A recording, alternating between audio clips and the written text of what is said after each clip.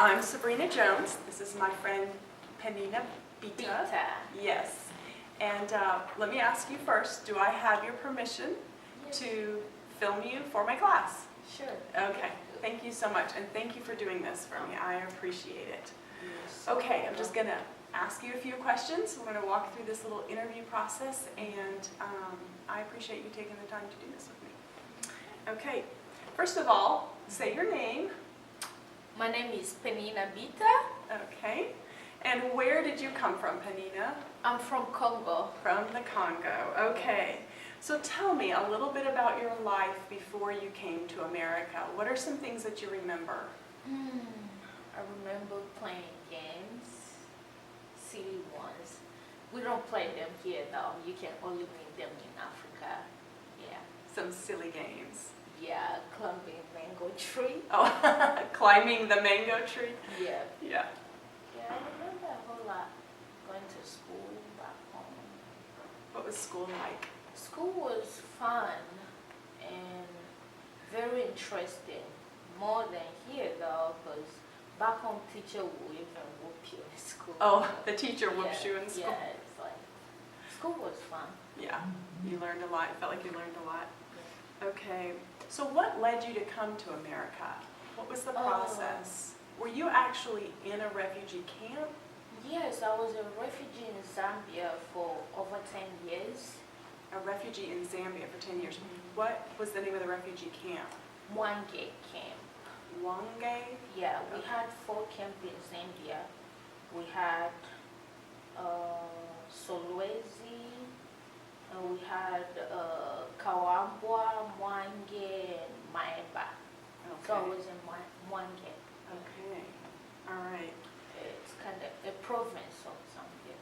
Okay. So did you come in through the refugee resettlement program? Yes. Okay. Tell me a little bit about what that was like when you first got here. Oh, when we first got here, it was hard. Because I remember the day that we came here, the people that received us, it was the Catholic charity. A Catholic charity? Okay. So they didn't know what type of food that we needed, so they went and buy us some barbecue chicken. Oh. When we saw those chicken, they were kind of sweet, so everybody refused to eat them in the house. Too sweet. Yeah. So we had to eat orange and some banana for over 3 days, because we came in on Friday, and no one would attend to us on weekend, so we had to wait till Monday. Yes. Yeah. You got hungry eating bananas and oranges. Yeah. Because the barbecue chicken was too sweet. Yeah. That's interesting. Just stuff that you don't think about, you know.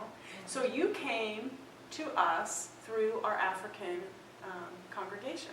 Yes. You came to us about 4 years ago. Next month, I guess it will be.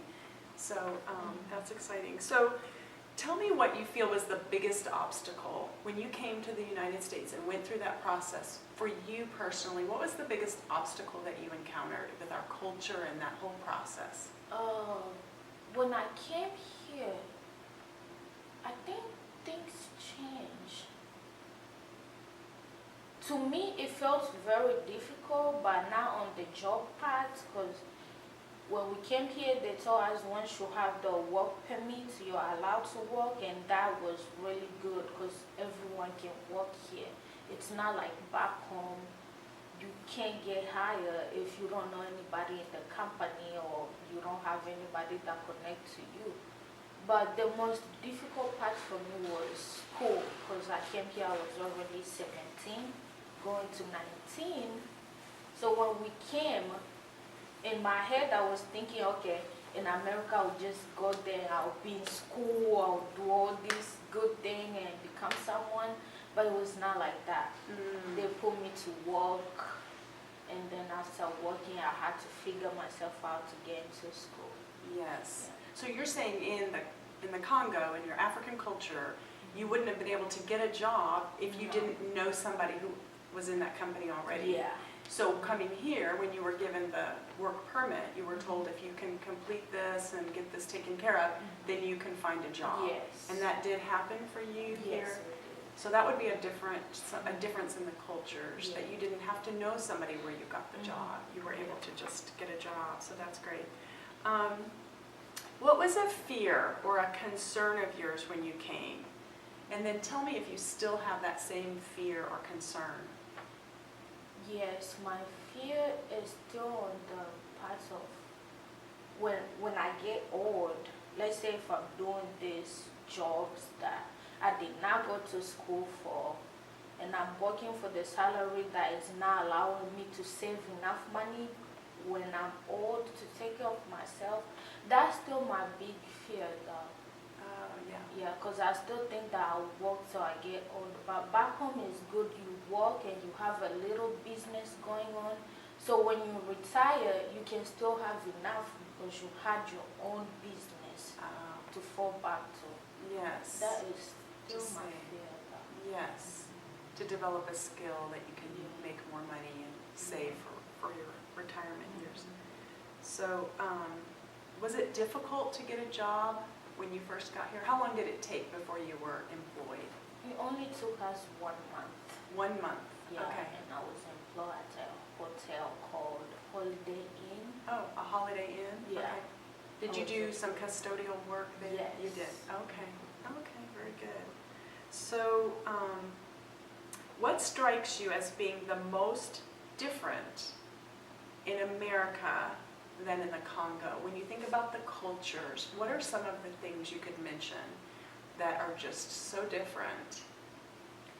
Yeah, in America, the difference is people take different opinion and everyone have their own opinions. But in my country, it's like they value men's opinion more than women's opinions. Okay. You see, yeah, Yes. that's the difference. So men in the Congo are superior to women? Yes. Okay. Yeah. Women's we still too low. I don't know if that would change in the future, but I feel it's more. Yes. So is that a struggle for the men in your congregation, the Congolese who've come over to America, and here the women are seen as equal? Yeah, they have those fear because I remember when we first came in and we had this conversation with my dad and he was like, he has the fear here that if you do anything like he wants to keep the family in line, maybe we might call the police for him. So they have those Yes. fear in them, knowing that we have more authority here Yes. than where we came from.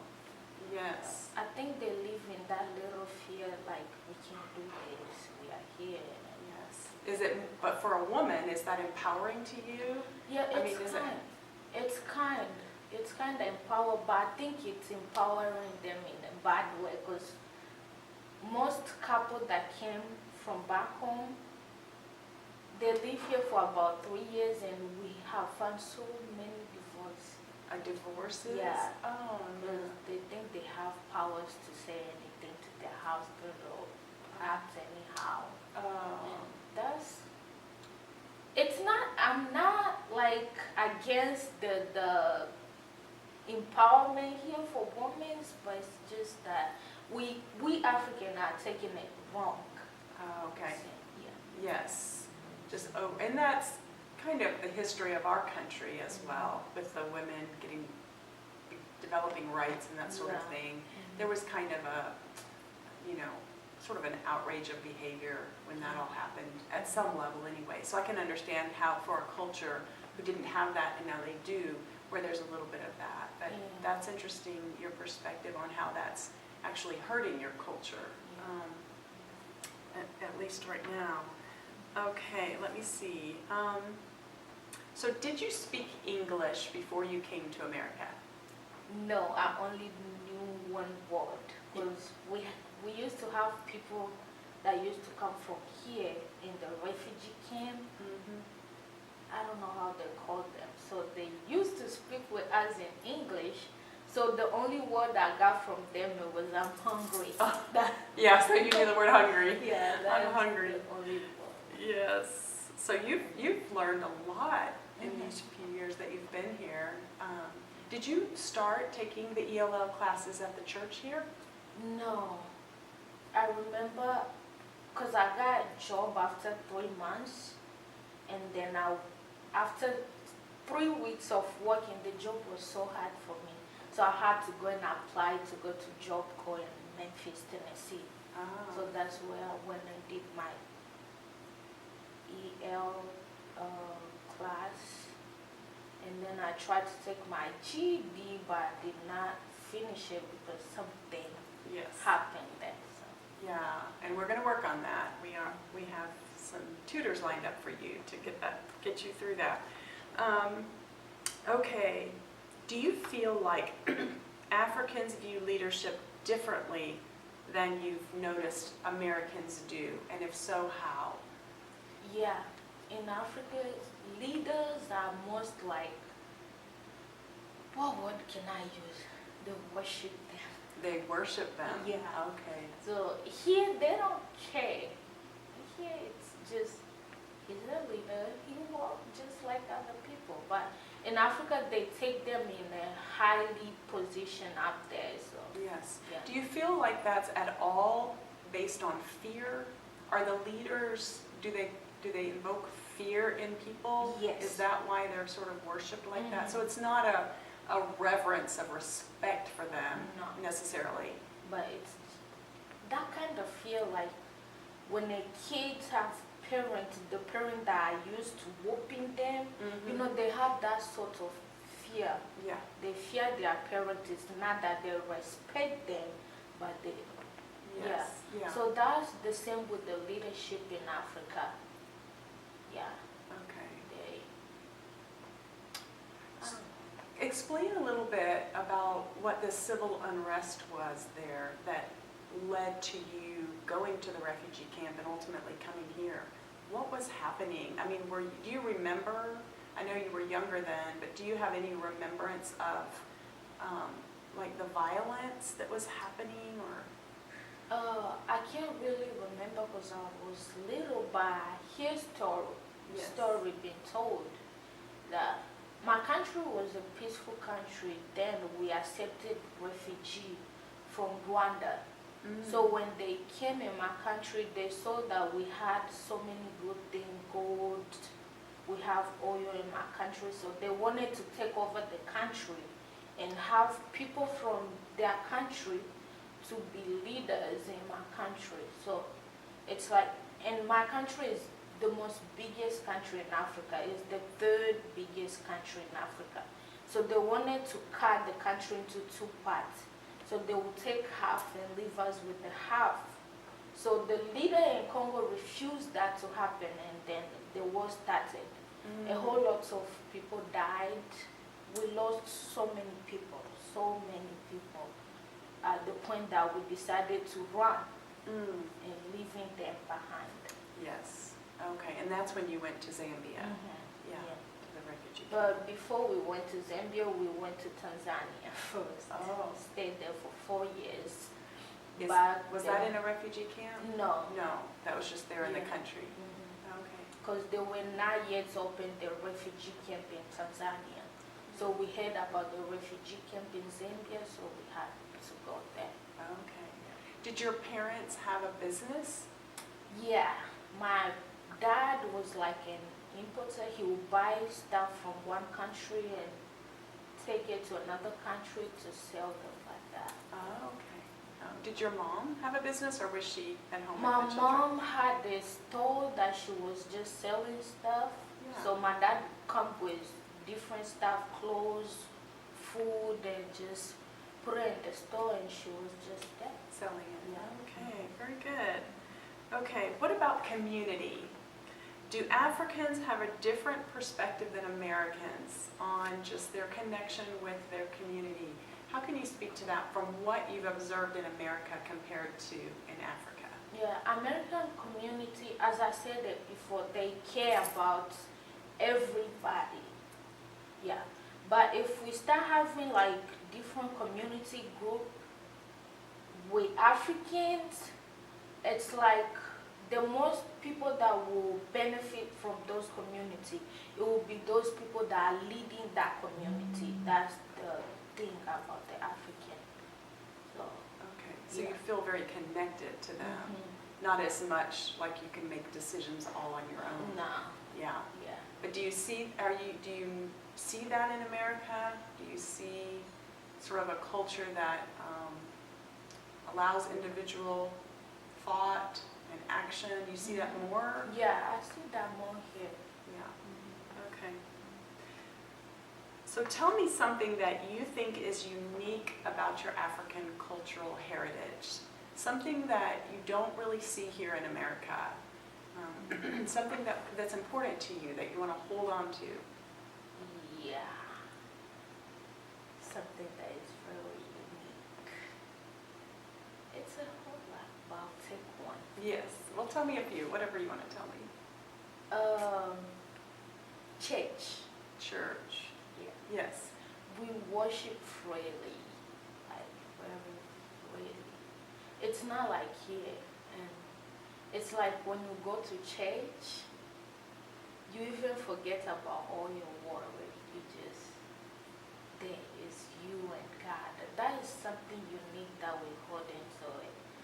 And when it comes to us Africans, we feel so proud of ourselves, regardless of the community that we live in, regardless of the leaders. When we think about us, we see ourselves as so special, as the most people that God loves more than any other. So that is something that we hold so, yeah. Yes, you have a rich spiritual heritage, Yeah. for sure.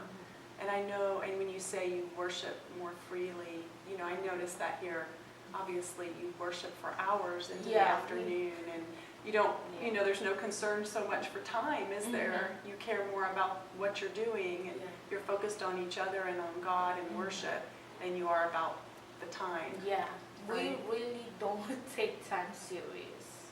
Yeah. Yeah, we can worship for all day. Has that been a difficult thing for you, like where you have a job and you have to be here at a certain time and then you get off at another time, where you say time isn't really a high value to an African culture? Has that been difficult, or? Very difficult, very. Because we African, we prefer not to work on Saturday and Sunday. Yeah. But here, you will go to some company, they'll give you a schedule that you have to work on Sunday. Yeah. And that is really painful. Yes. But still, we don't have any other choice. Right We now. still have to go to work because Yes. we have bills to pay. Right. It's really, I know it's hard for you. Is there anything else that you want to say about any specific, is there any specific incident that's happened to you since you've been in America that you would want to share? That? yes. When I was in school in Memphis, I had 3 roommates. One of them was smoking weed. Oh no. Yeah. So every time she smoked, she was smoking in the room. And the rule in school is you can never smoke in the school premises. So when I talked to her about it, she would get upset at me and say that she would be violent at me, she would beat me, calling me names. At that time, I didn't understand the B word or all that. So to me, it was like, okay, she's still young because I was 19 back then and she was only 17.